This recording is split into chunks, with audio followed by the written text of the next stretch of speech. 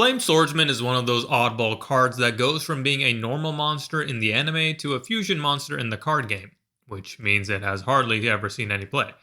On the other hand, Joey uses Flame Swordsman several times throughout the show, not just in various duels, but in other roles such as Joey's Deckmaster in the Virtual World arc, battling the Great Leviathan in Waking the Dragons, and the Henchman of Zork in Dawn of the Duel. As for his card game counterpart, he has received alternate art as well as a couple of variations in the form of Blue Flame Swordsman and the more recent Link monster Ferocious Flame Swordsman, but for a card that's been around since the first set ever released, we could do a lot better in propping him up. But wait! Many months after designing this archetype and making this video, it looks like Konami is thwarting my plans and actually planning to support Flame Swordsman in the set Maze of Millennia, coming out in January 2024, with what looks like 3 or so Flame Swordsman cards. We'll keep an eye out for this when the cards are revealed and adjust our custom series accordingly, but for now, here's what we have planned. The premise of the Flame Swordsman deck is different flames of the swordsman, the original red, the later added blue, and our custom designed green who can all spread the flame by bringing more Flame Swordsmen out. Moreover, as we often see in the game, Joey loves to equip Flame Swordsmen with Salamandra. So what we've done instead is design dedicated equipped spell cards that grant the swordsman special effects. It's tough designing an archetype where the equipped spells are the star of the show, but here's what we got.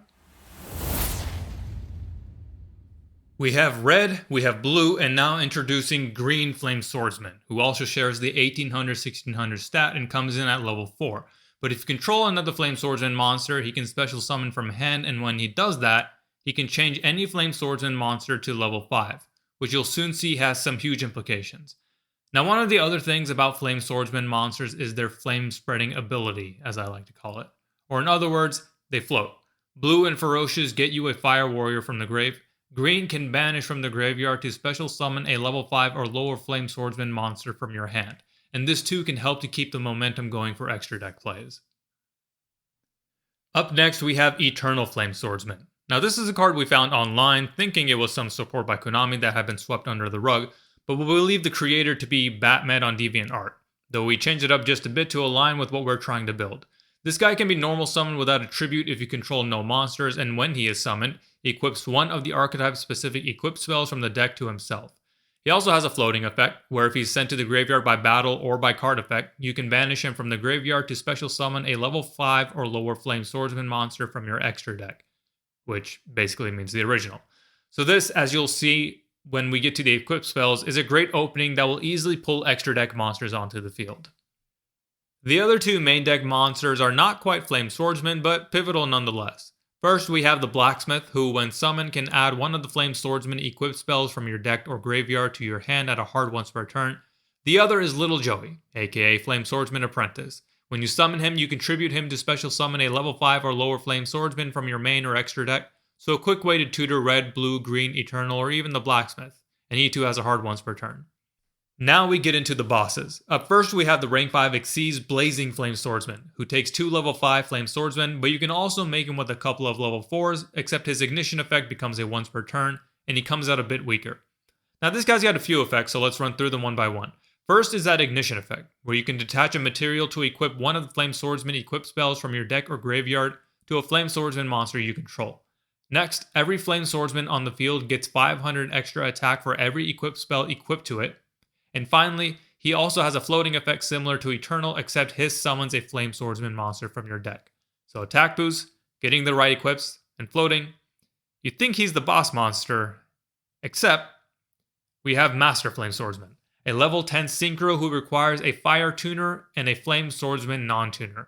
Now, as you've likely noticed, we haven't mentioned a tuner monster yet. All in good time, guys, all in good time. Let's first focus on his effect. He has to first be synchro summoned, so he can't be cheated out in some of the ways the others can, as you'll soon see. And when he's synchro summoned, you can equip any of the Flame Swordsman equipped spells from your grave or hand to him. Now, in addition to being able to equip a bunch to himself, he also has an effect that protects those equips where if they would be removed from the field, you can banish a Flame Swordsman monster for each of those instead. So they stick pretty good to him. He's got one other effect where his name is also treated as Flame Swordsman, Blue Flame Swordsman, and Green Flame Swordsman, and you're about to see why that's so important. For the spells, we'll first start off with the 4 Flame Swordsman equipped spells that I've been mentioning again and again. All of them have a stipulation that you can only control one copy at a time, and the first of these 3 are red, blue, and green, and they each have 2 effects. One that applies to any Flame Swordsman it's equipped to, and one that applies if equipped to a specific monster. The red flame equip makes it so when equipped to a monster, when it attacks, your opponent can't activate any effects in that battle. Plus, if equipped to the original Flame Swordsman, that monster is unaffected by your opponent's card effects. The blue flame equip allows you to draw a card anytime the equipped monster declares an attack, and an extra card on top of that if the monster is a blue Flame Swordsman. The green flame equip treats the equipped monster as a tuner. Ding ding ding. And if equipped to a green Flame Swordsman, allows you to special summon a level 5 or lower Flame Swordsman from your deck when it declares an attack, although it can't attack that turn. So all 3 of these are pretty good on their own, but it's when they're equipped to the Master Flame Swordsman when they really shine, because by taking on those 3 specific names, he unlocks all of their effects and protects them from being removed too, giving you a 2800 powerhouse who nets you 2 draws and a monster on every attack, plus is unaffected by anything your opponent throws at him. Essentially, the quote-unquote easiest way to get rid of him is to attack over him. But then you consider Blazing Flame Swordsman and other guys like Blue and Ferocious who give the Master an extra attack boost, and you'll find that this is one of the most formidable boss monsters out there. Now the 4th Flame Swordsman equip is known as Colorless Flame, and this is the one that really gets the deck going. First, it gives the equipped Flame Swordsman 1000 extra attack, but it's the second effect that makes this card stand out. As a quick effect anytime except in your battle phase, you can send the equipped monster and this card to the graveyard to special summon any Flame Swordsman monster from your hand, deck, extra deck, or graveyard. When you consider the floating effects of guys like Eternal and Blazing, you'll find that this card essentially turns either of those guys into 2 Flame Swordsmen on the field, which can lead to big extra deck plays. And while this card has a hard once per turn, it is a quick effect, so even in the event that your opponent is about to pop or attack over the equipped monster, you can transform it into something else. Beyond the equipped spells, we have a few other spells designed for this deck.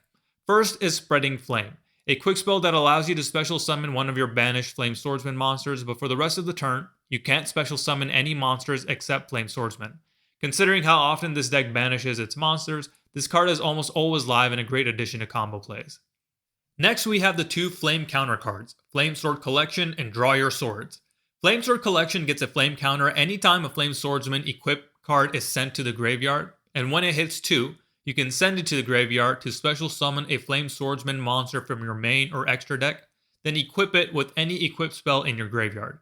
Draw Your Swords gets its counters when you equip a Flame Swordsman with any equipped spell, and you can send it to the graveyard to draw cards equal to the number of counters it has on it, so kinda similar to 6 Samurai United. Both cards max out on the counters with 2. Finally, we have Tri-Flame Slash. This is a Trishula-like spell that allows you to banish a card from your opponent's hand, field, and graveyard, but the condition you have to meet is having a Flame Swordsman monster equipped with 3 unique Flame Swordsman equipped cards. The other 2 catches are that you can't conduct your battle phase the turn that you activate this card, and you can only activate once per duel. This deck has 2 traps. The first is Flame Strike, a normal trap that allows you to negate any attack or card effect that targets a Flame Swordsman monster you control by equipping it with a Flame Swordsman equipped from your deck or graveyard. The other is Flame Sword Parry, a counter trap that allows you to send any equipped spell on a Flame Swordsman to negate any card or effect and destroy it. So that does it for the Flame Swordsman support. Hope you enjoyed. Would love to hear anything you'd add or change about the deck, and make sure you like and subscribe. Next up, we'll visit another Legend of Blue Eyes monster and one of Yugi's go-to cards.